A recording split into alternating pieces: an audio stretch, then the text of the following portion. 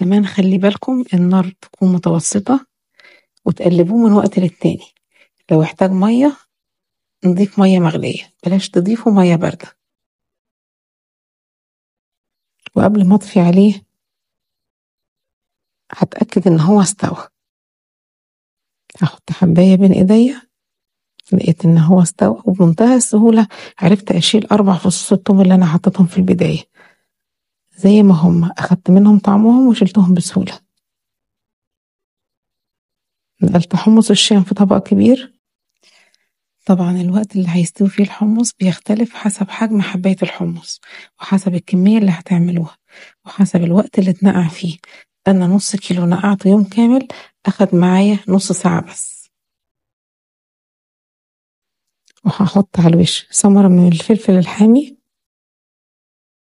وليمون وحبة من اليانسون.